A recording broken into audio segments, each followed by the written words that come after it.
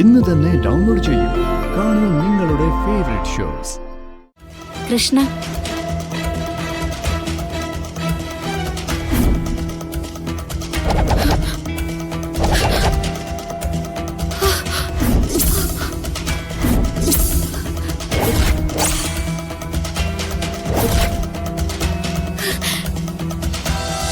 ചിലപ്പോ നിനക്ക് മുന്നോട്ട് പോകാനുള്ള വഴി അതാണെങ്കിലോ?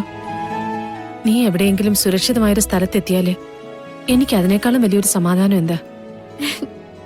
ഇത് തന്നെയാ കൃഷ്ണ പറഞ്ഞത്. അവസാനം അമ്മ സമ്മതിക്കുന്നു. ഇതങ്ങനെ സംഭവിച്ചതൊന്നും അല്ല ഉണ്ണിമായെ, നാഗത്താൻ വന്നതിന്റെ ഭാഗ്യം. പിന്നെ ഹോസ്പിറ്റലിലെ കാര്യങ്ങൾ റെഡിയാക്കി അമ്മയുടെ ഓപ്പറേഷന്റെ ഡേറ്റ് ഫിക്സ് ചെയ്തിട്ട് ഞാൻ വിളിക്കുമ്പോ നീ അമ്മയും കൂട്ടി സിറ്റിയിലേക്ക് വന്നാ മതി. പിന്നെ നമ്മുടെ മഹേശ്വരന്റെ കാറ് വിളിച്ചോ. അതാവുമ്പോ കുറെ നേരം കാത്തു നിൽക്കേണ്ടി വന്നാലും പുള്ളിക്ക് പ്രശ്നമൊന്നുമില്ലല്ലോ. പിന്നെ അമ്മേ, സമയത്ത് ഭക്ഷണം കഴിക്കണം, കൃത്യമായുള്ള മരുന്ന്. ഇവ രണ്ടും ഒരു കാരണവശാലും മുടങ്ങാൻ പാടില്ല. തുടങ്ങി അവളുടെ ശാസനം. എന്നിട്ട് ഇപ്പൊ തന്നെ ഇറങ്ങാൻ പോവാണോ നീ? അതെ അമ്മേ, നാളെ മുതല് ജോലിക്ക് കയറി തുടങ്ങണമെന്നാ സാറ് പറഞ്ഞത്. തുടക്കത്തിൽ തന്നെ അവധി പറഞ്ഞിട്ട് അവരുടെ മനസ്സിലൊന്നും തോന്നരുതല്ലോ. നീ ധൈര്യമായിട്ട് പോകാൻ നോക്ക് കൃഷ്ണേ. എന്നിട്ട് ജോലി ഉറപ്പായി കഴിഞ്ഞാലുണ്ടല്ലോ, അവിടെ ഒരു ചെറിയ വീടെടുത്ത് അമ്മയെ നീ അങ്ങോട്ട് കൊണ്ടുപോകണം. അമ്മയ്ക്ക് നിന്റെ കൂടെ ആവുമ്പോ സമാധാനം ഉണ്ടാവുമല്ലോ. ഞാനങ്ങോട്ടും വരില്ല. മരിക്കുന്നത് വരെ ഞാൻ ഇവിടെ തന്നെ ആയിരിക്കും. ദേ തുടങ്ങി മരണം. അമ്മേ, ഞാനൊരു യാത്ര പോവാ.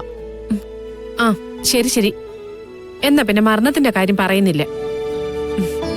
ഞാൻ നിന്നെ ഓർത്ത് ഇവിടെ ജീവിച്ചോളാം.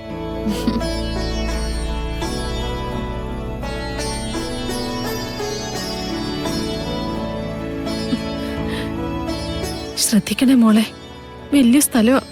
അതെ, ഇപ്പൊ ആ സിറ്റി എന്ന് പറഞ്ഞാല് എനിക്ക് കുട്ടനാട് പോലെയാ, കണ്ണും പൂട്ടി നടക്കാനറിയാം. എന്നാ ഞാൻ ഒട്ടും വൈകുന്നില്ല, ഇപ്പൊ തന്നെ ഇറങ്ങാം.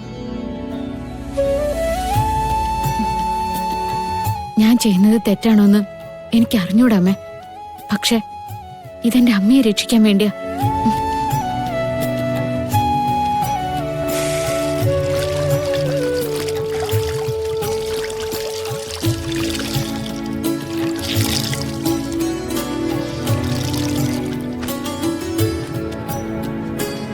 ഗോപാലേട്ടാ, കൃഷ്ണ വീട്ടിൽ നിന്ന് ഇറങ്ങി.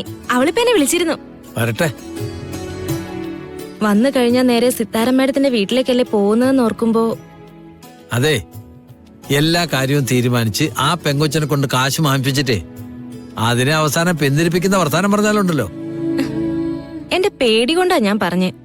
എന്റെ സുനന്ദേ, നാട്ടില് ലൈൻ കമ്പി പൊട്ടി വീഴുന്ന ആളുകൾ മരിക്കാറുണ്ട് എന്ന് കരുതി അതിന്റെ താഴെ കൂടെ ആളുകൾ ആരും നടക്കാതിരിക്കില്ലല്ലോ. നമ്മുടെയൊക്കെ വിശ്വാസം എന്താ? നമുക്കൊന്നും പറ്റില്ല. അതല്ലേ ഇങ്ങനെ തെക്ക് വടക്ക് നടക്കുന്നത്.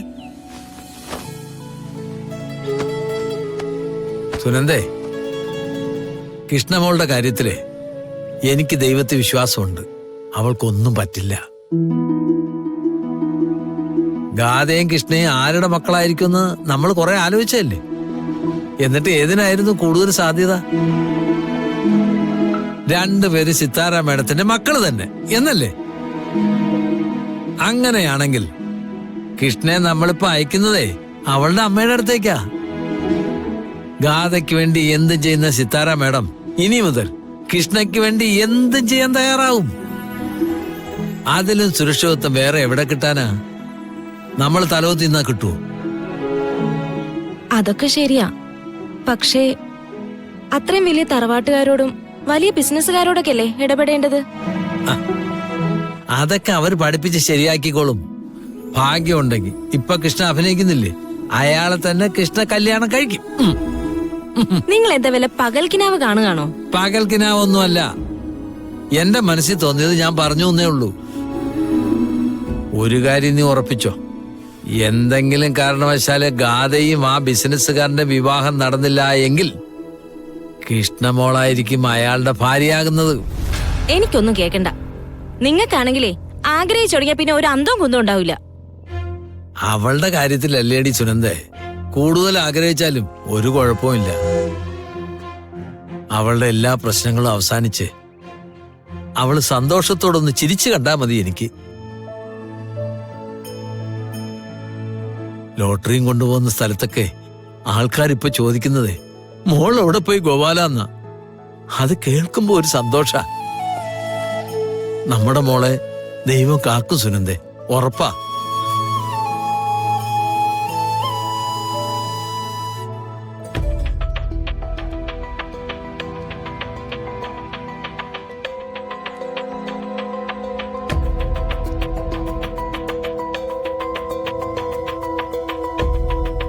എന്റെ നാഗദൈവങ്ങളെ, ഒരു നിവൃത്തിയില്ലാത്തതുകൊണ്ടാ ഈ കാര്യം എനിക്ക് ചെയ്യേണ്ടി വരുന്നത്.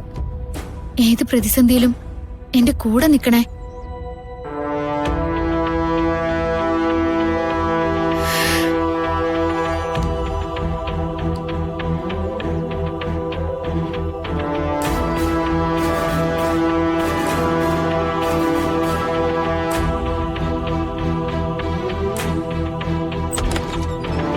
ആ കൃഷ്ണ വരൂ. പിന്നെ കൃഷ്ണയുടെ തീരുമാനം നന്നായി. സിത്താര മാം ഹാപ്പിയാ. മാമിന് ഒരാളോട് സന്തോഷം തോന്നിയാലേ പിന്നെ അയാളുടെ എല്ലാ കാര്യങ്ങളും മാം നോക്കിക്കോളും. വരൂ, നമുക്ക് ഗാഥാ മാഡത്തെ കാണാം. ആ പിന്നെ ഗാഥാ മാഡത്തെ കാണുന്നതിന് മുമ്പ് ഒരു കാര്യം, ഗാഥാ മാഡത്തോട് നല്ല വിനയത്തോടെ വേണം പെരുമാറാൻ. സിത്താര മാമിനെ പോലെ അത്ര സോഫ്റ്റ് അല്ല ഗാഥാ മാഡം. അതെന്താ? ലാളനയിൽ വളർന്ന കുട്ടിയല്ലേ, അതിന്റേതായ വാശിയും പ്രശ്നങ്ങളും ഒക്കെ ഉണ്ടാവും. ഒന്നും എതിർത്ത് സംസാരിക്കുന്നത് ഗാഥാ മാഡത്തിന് ഇഷ്ടമല്ല. ഗാഥാ മാഡം പറയുന്നത് എന്താണോ അത് അതേപോലെ അനുസരിക്കുക. എനിക്ക് പേടിയാവുന്നു. പേടിക്കേണ്ട കാര്യമൊന്നുമില്ല, ഞങ്ങളൊക്കെ കൂടെ ഉണ്ടല്ലോ. എന്തുണ്ടെങ്കിലും എന്നോട് പറഞ്ഞാ മതി. വരൂ. ആ ബാഗ് ഇവിടെ വെച്ചോളൂ. വാ.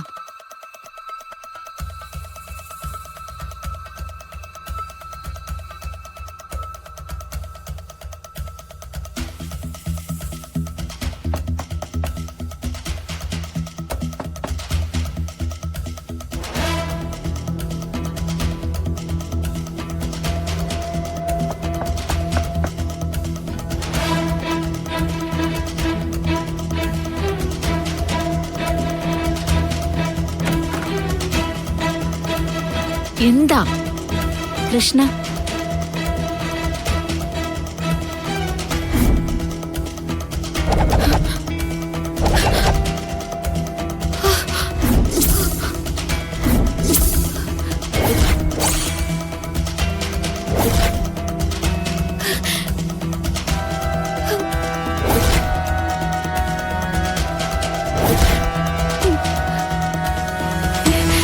ഇവള്